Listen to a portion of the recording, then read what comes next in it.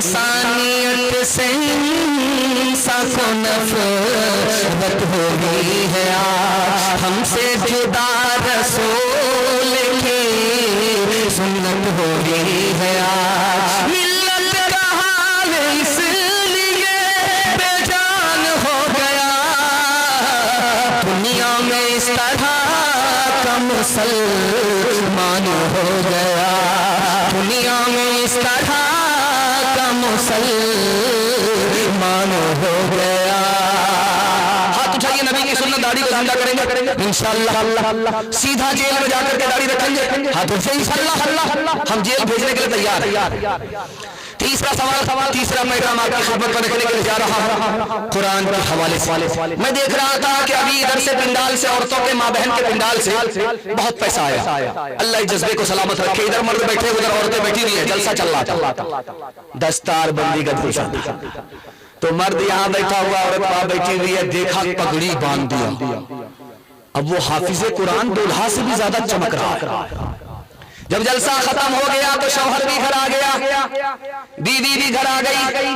बीवी सीना तान करके खड़ी हो गई, मेरी फरमाइश तुमको पूरी करनी पड़ेगी, तुमको भी हाफिज कुरान बनना पड़ेगा। ये बूढ़ा बोला बेकार, इसको जलसे में लेकर के गया था। अब ये बूढ़ा तोता कहां से सीखेगा? वो हाथ जोड़ करके खड़ा हो गया, मेरे बाप से नहीं हो, बुढ़ापे में मैं हाफिज नहीं बन सकता। औरत ज्यादा दीनदार थी, समझदार थी, समझ गई कि हाफिज बनना आसान है, चाहे जवान हो चाहे बूढ़ा हो, सबके लिए आसान है।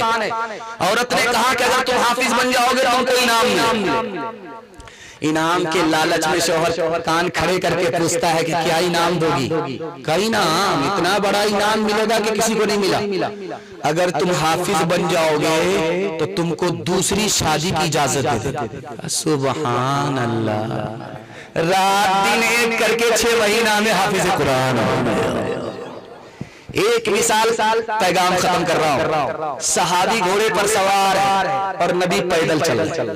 सहाबी ने हाथ जोड़ करके कहा, या रसूल अल्लाह, मैं गुलाम हूं आपका, मैं सवार हूं, आप पैदल हैं, मेरी बेअदबी हो रही है। अल्लाह के रसूल ने पूछा कि ये तो पूछो कि मैं तुम्हारा नबी होकर के तुम्हारे लिए पैदल क्यों चल रहा हूं? तुम्हारे एहतराम में तुम्हारा नबी इसलिए पैदल चल रहा है कि तुम्हारे सीने में अल्लाह का कुरान है।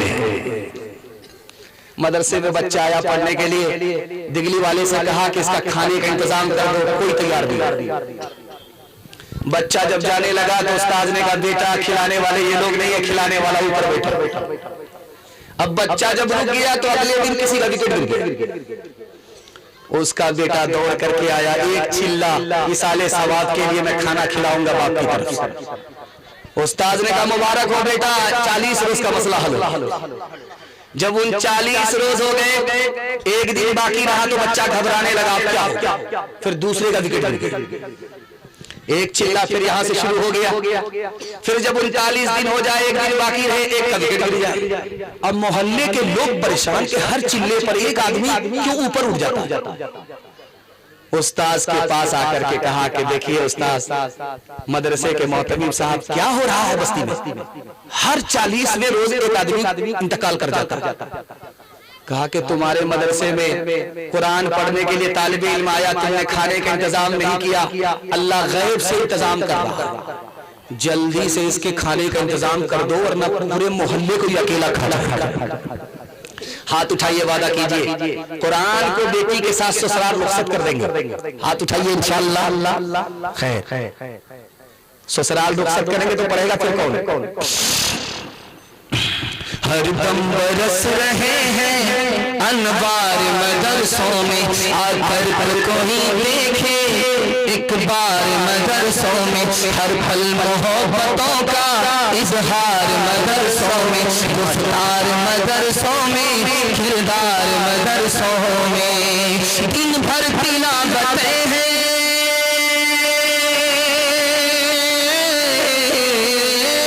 दिन भर तिलावतें हैं, सब भर इबादतें हैं, होता नहीं कोई दिन इतवार मदरसों में, होता नहीं कोई दिन इतवार मदरसों में। हाथ उठाइए, वादा कीजिए मदरसे को चंदा देंगे, हाथ उठा दीजिए इंशाअल्लाह। डॉक्टर का फीस नगद, मदरसे का चंदा उधार, हाथ उठाइए इंशाअल्लाह। चौथा पैगाम, ये छोटे छोटे बच्चे मैं देख रहा था, ये देख रही है कंबल ओढ़ करके ये सो रहे हैं और जाग रहे हैं। मेरा दिल इतना खुश हो गया, मैं समझ गया कि जलसा इंशाअल्लाह कामयाब हो जाएगा। चूंकि बूढ़े अपनी जगह पर, जवान अपनी जगह पर, ये छोटे छोटे बच्चे माशाल्लाह जाग रहे, बड़ा दिल खुश हुआ।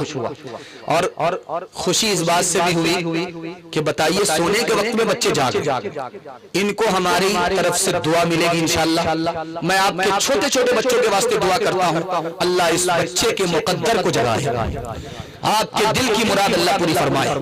इन बच्चों की तालीम के हवाले से पैगाम 3 मिनट का आपकी खिदमत में आ रहा है। बहुत अच्छा सुन रहे हैं आप, इतना ताजा हो चुके हैं, आप इतना चार्ज हो चुके हैं, अगर सुबह तक आपको बैठा करके रखा जाए तो आप थकेंगे नहीं और जलसा सुनते ही रहेंगे। लेकिन मैं ये गलती नहीं करूंगा, आप लोग तो बैठ जाएंगे, हम सीधा ऊपर उठ जाएंगे।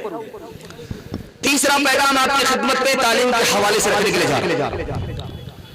गीदड़ को एक कागज मिला तो वो गया अपने टोले में बोलने के लिए, यार लाइसेंस मिल गया, दिल्ली में जलसा हो रहा है, अब जंगल से निकल करके बस्ती में जा सकते हो। तो तमाम के तमाम गीदड़ पीछे, वो कागज वाला गीदड़ आगे। जैसे ही आया, कमरू चौक पर आया कि कुत्ता छूटा। कुत्ता जो छूटा तो सबसे आगे जो भागने वाला था वही कागज वाला गीदड़ था। तो पीछे वाले गीदड़ बोलते हैं, अरे कागज तो दिखा दो, लाइसेंस तो दिखा दो, हम लोगों को शहर में आने की इजाजत हो गई है, जलसा सुनने की इजाजत हो गई है। तो वो कागज वाला गीदड़ बोला, जल्दी भागो, ये भी तुम्हारी तरह जाहिल है, पढ़े लिखे नहीं। जैसे आप बैठे हुए वैसे मैं बैठा हुआ, हाथ पांव नीचे, दिमाग ऊपर, दिल बीच में। जानते हैं इस तकसीम पर अगर आप नजर रखेंगे तो अपने बच्चे को आप कभी जाहिल नहीं रखेंगे। हाथ पांव से काम काज किया जाता है, इसको सबसे नीचे रखा अल्लाह ने, और इस दिल से दौलत कमाई जाती है, इसको बीच में रखा, और इस दिमाग से इल्म हासिल होता है, इसको सबसे ऊपर रखा। क्या मतलब था?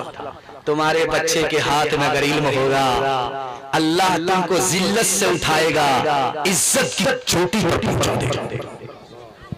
एक मिसाल पैगाम खत्म कर रहा हूं। बादशाह कुर्सी पर बैठा हुआ है, बगल में वजीर है। वजीर से पूछा कि तुम्हारा बाप कौन है, ये है या वो है? बोला यही तो मेरा बाप है। तो बादशाह सर पर हाथ रख करके बोला, ये उल्लू का पट्टा, ये भैंस चरवाहा, ये जूता लाठी में बांध करके जो खड़ा है, लुंगी पर है और चादर ओढ़ करके, ये चरवाहा जो है ये तुम्हारा बाप है, ये बेवकूफ, ये तुम्हारा बाप है। तो वजीर बोला कि मेरा बाप बेवकूफ नहीं है, मेरा बाप जाहिल हो करके मुझको पढ़ाया लिखाया है, मेरा बाप बेवकूफ नहीं है, बेवकूफ मेरा दादा था, मेरे बाप को जाहिल रखा, मेरे बाप को बेवकूफ मत कहो, बेवकूफ मेरे दादा को कहो। हाथ उठाइए, वादा कीजिए, सब काम छूटेगा लेकिन अपने बच्चे की तालीम को नहीं छोड़ेंगे। हाथ उठाइए इंशाअल्लाह, जब तक नौकरी नहीं तब तक तालीम नहीं। हाथ उठाइए इंशाअल्लाह। खैर 7 गलती हो चुकी है, इससे ज्यादा गलती होगी जनाजा पढ़ा। इल्म दिल का